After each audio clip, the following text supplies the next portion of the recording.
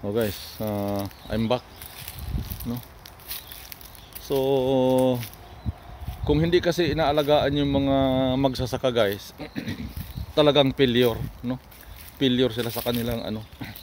Dyan sa atin kasi, kahit konsulta lang, nagbabayad yung mga magsasaka, no? Nagkukonsulta, ganyan, bumibili ng mga pananim nilang palay, tapos nasa sobrang mahal pa. Dito kasi sa Japan, pag magsasaka ka dito, halimbawa alam na ng taga-agriculturist kung anong buwan ang taniman ng palay, anong buwan ang taniman ng mga gulay, anong buwan ang taniman ng mga prutas, anong buwan ang namumunga ang mga prutas, anong buwan na hinaharvest yung mga pananim. Mismo ang taga-agriculturist ang pumupunta doon sa mga magsasaka. Sila ang pumupunta doon, nagdadala sila ng mga kung anong mga organic fertilizer, sabihin na sa magsasaka, o ito ang gagamitin mo sa iyong mga apple, sa iyong mga mansanas, at ito naman ay gagamitin mo sa iyong mga gulayan. Huwag ka talagang gumamit ng iba dahil ito talaga ang nire-require namin sa iyo para hindi ka mapilyor. Yan, ganyan. Ganyan dito ang ganyan dito ang mga taga-agriculturist, yung mga eksperto talaga na nakanektay pa talaga, kahit nakanektay pumupunta talaga doon sa palayan, talagang umaapak doon sa mga putikan.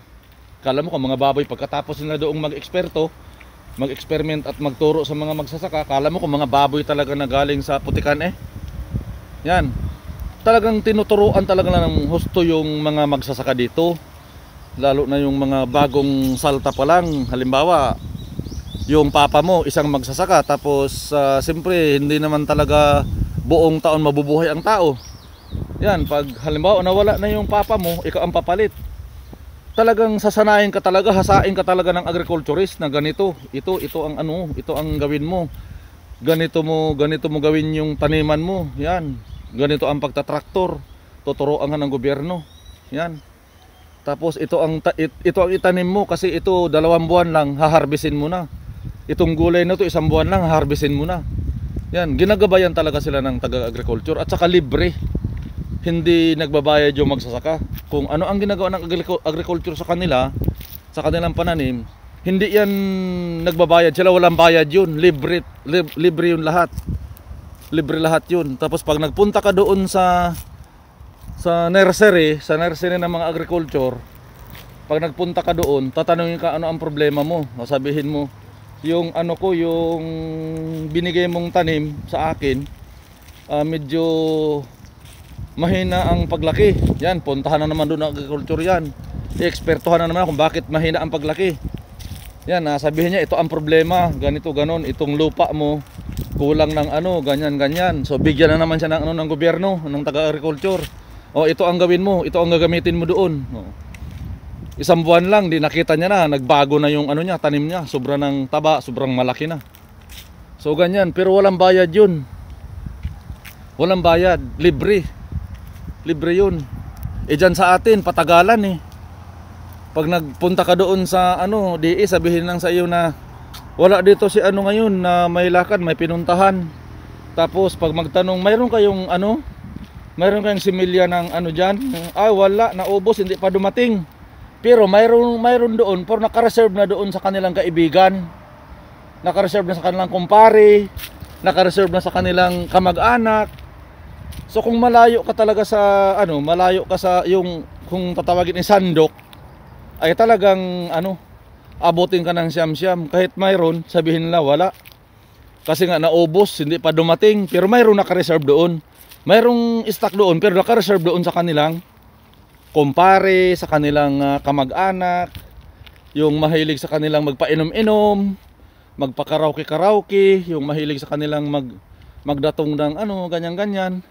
So ibig sabihin palakasan system, no? Po dito sa Japan hindi ganyan. Kailangan pag pumunta ka doon sa nursery, sa agriculture office, pag nagkonsulta ka doon, talagang automatic kukuha ka agad ng susi yung taga-agriculture, pupunta ka agad yan doon sa iyong palayan, sa iyong pananiman, sa iyong gulayan. Titingnan niya yan, susuriin niya. Magdadala yan siya ng laptop doon, tapos maglagay yan siya ng isang bagay doon sa lupa at titingnan niya doon sa kanyang laptop kung ano ang naging dahilan, ano ang naging problema. Kung nalason ba yung tanim mo, mayroon bang uod sa ilalim na kumakain sa ugat ng mga pananim mo kaya naging malnourished yung tanim mo. Makikita niya yung doon sa kanyang laptop kasi yung bagay doon na kanyang nilibing sa lupa parang kamera. So nababasa sa laptop kung ano ang naging sanhi ng iyong pananim kung bakit naggaganyan. Yun. Tapos pag may gusto kang kuning similya doon na pananim, papapasukin ka doon sa nursery na sobrang lawak, nasa mga siguro nasa mga 20 hektarya.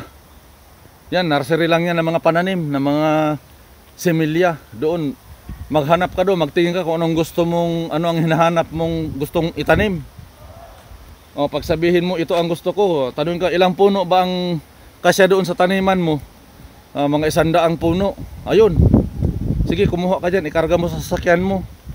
Nire-record ng agriculture yan. Ito si Tarpulano, itong araw na to, halimbawa September 27, linggo, kumuha siya dito ng 100 puno.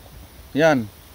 Tapos mga 3 buwan yan or 2 buwan pupunta na yung agriculture doon. Titingnan nila kung nabuhay ba yung kinuha mong ano doon, pananim.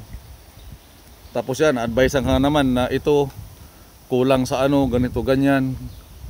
Ito, kailangan mo itong lagyan ng ganito. Itong klaseng uri ng organic, ilagay mo, ganyan. So yun, talagang natututo, no? Natutulungan. Dyan sa atin minsan, napapabayaan. Lalo na nung nakaraang mga administrasyon na puro mga politiko.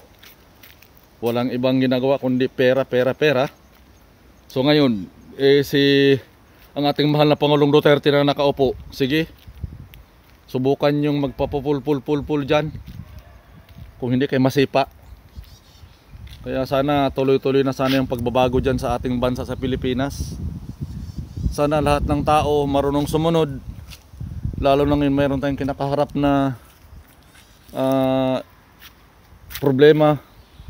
So sana ang mga tao is kung ano man ang ano ng gobyerno, dapat ang mga tao is sana marunong na silang sumunod para hindi na lalala at hindi na gaano magka-problema ang gobyerno. Mamaya pag walang tulong na ibigay ang gobyerno, sabihin ka nila, sabihin ka ng mga dilawan, si Duterte inuuna yung ano, ganito ganon kaysa pangailangan ng mga tao sa kagipitan ngayon ng ano, pandemic.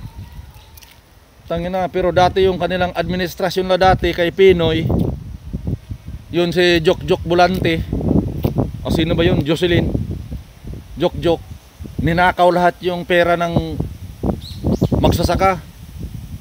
Hanggang ngayon hindi pa nahuli kung saan man na nagtatago.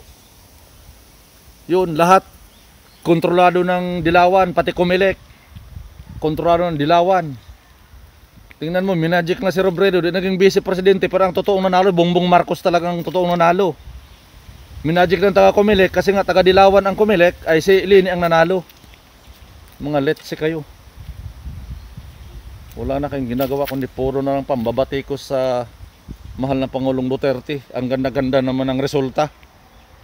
Kung ako ang papiliin, dapat lahat ng mga ano dyan, patayin lahat yung mga drug lord dyan sa Pilipinas. Lahat ng mga adik dapat patayin talaga yan. Kasi yun ang sanhi ng maraming kriminal dyan sa atin dahil sa mga droga-droga. Dapat patayin na yung mga yan para maubos na. Para hindi nakabahan yung mga tao. Wala akong tutol dyan. Basta kami dito sa Japan, pag hindi tatakbo si Inday Sara ng pagka-presidente, si Bongbong Marcos talagang suportahan namin. Bongbong Marcos si Bongo. Talaga susuportahan namin yan, pero talagang ipupus talaga namin. Sa ngayon na gumagawa na kami ng ano dito sa Japan, ipupus talaga namin si Mayor Inday Sara na tatakbong presidente.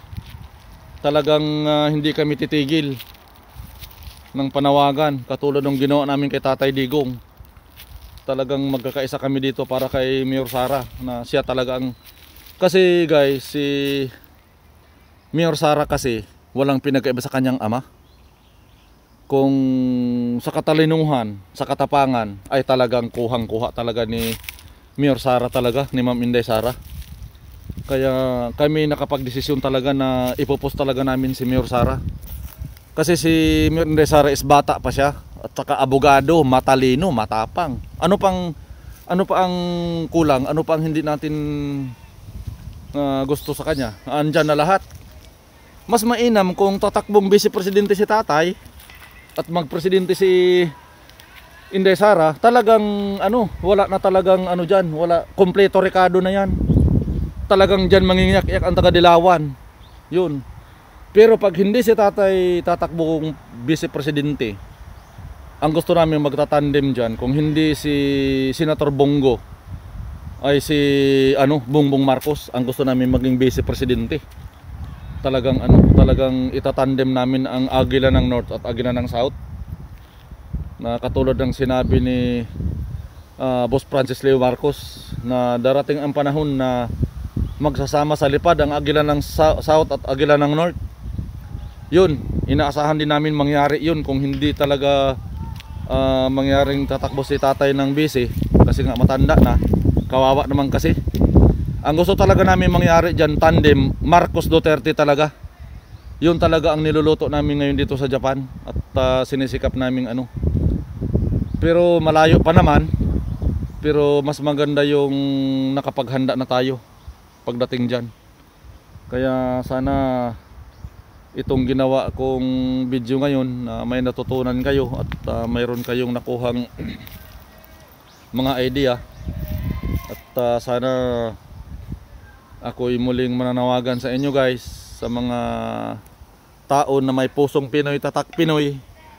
Sana suportahan nyo guys yung aking channel for charitable, para sa mga mahihirap, para magkaroon tayo ng source of income para sa pang-ayuda, lalong-lalo na sa mga liblib na lugar.